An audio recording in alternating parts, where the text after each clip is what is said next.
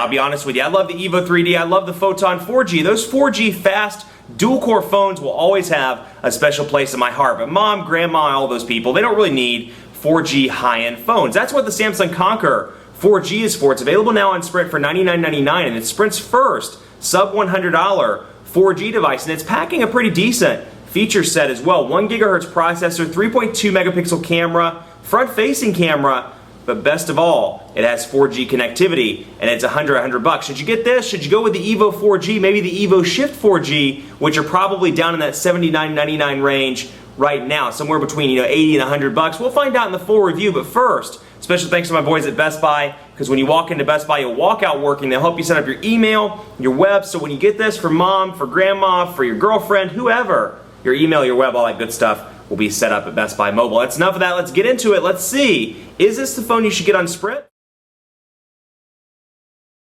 Continue on our tour of Android 2.3 here in this more stock build in part 2. Let's take a look at the phone application just so you can see. It's that clean, vanilla looking application that you may remember from the Nexus S and the Nexus S 4G. You can see the phone here with the little lines below, kind of subtle lines, makes it look nice from a design standpoint. Then you have your call log, your contacts, and your favorites all up there on tabs. Now we can go into contacts here and take a look. We'll go into contacts and we can see Billy Bob, for example.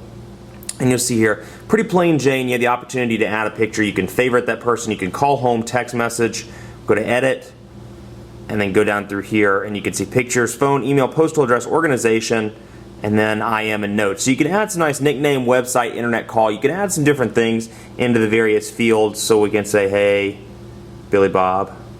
And we can hit done and we can make that his note. Then of course I can text message directly there and go ahead and send him a text message. So it's still pretty easy, pretty quick and easy to use, but it's not quite as fluid as some of the other OSs or user interfaces rather that I've worked with in the past, like the new version of TouchWiz 4.0 or one of my favorites, Sense. HTC Sense UI is one of my favorites in terms of personal information management. If you recall, when you go to contacts, you can scroll back and forth on the bottom and easily access your contacts history, your messaging history, any some updates like Facebook updates, things like that, email, and so it's a nice touch across the board there. So you can see, we'll go down through here and take a look actually at, I want to show you Sprint Hotspot just so you can see what the interface looks like. And you can share the devices, Sprint Hotspot with Wi-Fi enabled devices, exactly. And we're going to go down here and I can change the settings. And of course there's the router name and security, so I can use that, connect it onto 4G or even 3G and use my use the hotspot capabilities. Now if I recall, it's $29.99 extra with Sprint to use hotspot, but still, if you're using this for work, it's a great feature to have and you can use it over 3G or 4G if 4G is available. Let's take a look at Quadrant Standard. Load that up here and we'll go into the benchmark here and run it as a test. Now Quadrant Standard has a tendency to kind of act up a little bit with Android 2.3, so we'll see how it goes. But overall call quality has been pretty decent. My office is in an area that's not so great for Sprint. You can see that just looking at the reception, you've got 4 bars of service, the DBMs have been good, and call quality has been nice and clear. The earpiece is loud, speakerphone works well, and I took it to a Sprint dead spot, a really big dead spot in Northeast Charlotte, and had no problems making receiving calls. Now the calls were choppy, and choppy to the point where I had trouble. I had to relocate in order to take the call, but at least the call stayed connected and would actually connect, which was nice. So 1,500 milliamp hour battery in the back of this is going to last you about a day with moderate use. Because of the smaller display, because of the processor that's not as fast, you'll make it about a day with moderate use. Now if you're a heavy user, you may want to grab a car charger, heavy text messenger thing like that, or text messenger things like that, excuse me. Your device 1091 in Quadrant Standard. So not going to be the fastest. You look at the Galaxy S2 line, you're in the 3000s. You look at some of the high-end dual-core devices that are well into the 2000s, and this is about 1091. So it's right on par with some of the older Galaxy S devices that you know and you may love. The Droid Charge, some of those different ones. The Droid Charge, the Epic 4G, and others. So the Fascinate, things like that. So it's right there on par. But the benefit is, obviously that it really isn't indicative of day-to-day performance. And everything I've seen, it's been relatively quick. I haven't had really any lag whatsoever. It's pretty quick and easy to use. But we can take a look while I'm in here and thinking about it at widgets. And you got the option to add a 4G scan, so we can go over here and add our little 4G widget up there. And you can see, other than that, it's a typical Google widgets: latitude, market, music. News and weather is one of my favorites. And you can add news, weather, or both. And we'll add news and weather just to configure it up here. and we'll wait for it to load. And I actually may not have GPS enabled, so we'll see if it actually loads. It may or may not load, but you can see that the icons as well, and I know I'm kind of jumping around, but you see the icons have been changed in Android 2.3 as well. So you can see like the completed download and then system updates. Icons are a little bit different, if you will. So some minor changes to Gingerbread, especially if you're coming from a Claire, coming from Froyo, and you're migrating up to Android 2.3. Now here's going to be an interesting one. Let's take a look at speed test and see what we can pull with Sprint's 3G. And we'll try to get a 4G signal, but usually in the office I don't pick up a strong 4G signal. So let's see here. Let's try and find a town close to us. Chester, South Carolina. That's a pretty close one.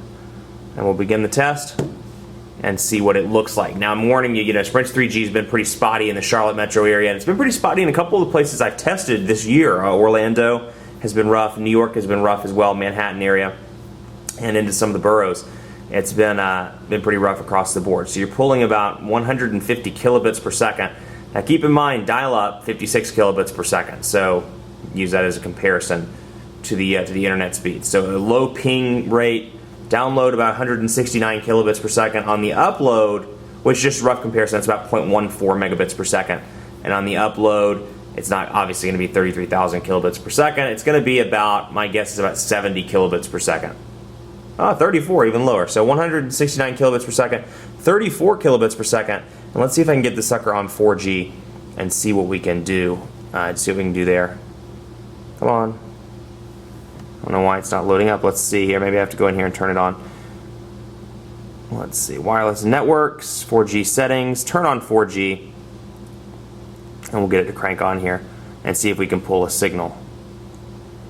And I don't think we will. But anyway, reception's been pretty decent. The actual wireless radio is pretty decent in this phone. So if you're coming, your Sprint fringe area, you want something with a good wireless radio, you travel a lot, I'd recommend this phone. It's been pretty decent in that department. Let's see, 4G network connected. Good. Okay, let's see if we can do a speed test on 4G now, just to give you an idea as a comparison. We're going to restart, and we're going to load up 4G here. So let's see what we can get. Much faster speeds. Now still, you look at this though in comparison to the other carriers, 3G, like this is about 3 megabits per second roughly on the download, about 3.2 megabits per second. And it keeps going up, which is good. But you look at AT&T's 3G, their HSPA, not HSPA Plus, I'm talking about 3G. And on my iPhone 4, for example, I'll average between 2 and 3.5 megabits per second on 3G. And then you look at Verizon's 4G and you're in the 9 to 15 megabits per second, sometimes more. So it's impressive. It's certainly better than what it was on 3G, but don't let those numbers fool you. For 4G, I would expect to see a little bit higher. I'd like to see something between 7 and 10 megabits per second. But hey, it's still nice to see about 3.8 megabits per second in 4G. And last but not least, let's take a look at the camera on this device. 3.2 megapixel camera. It's not going to win any photo contest by any means, but given daylight, if you're in a well-lit situation or have an ample amount of daylight, you should be fine. It does have autofocus. You can see half press to hold, full press to take the picture, and it comes with a stock Android interface here. So I can go into gallery, I can switch camera, and then I can do my little editing changes over there. So we'll load up the camera and try to get a picture of this keyboard. And you can see on the smaller display, it looks pretty decent. The keys are pretty easy to read. And this isn't going to win, like I said, any photo contest. It's not going to hold a candle to the iPhone 4, to the Photon, to the EVO 3D, any of those cameras on the market.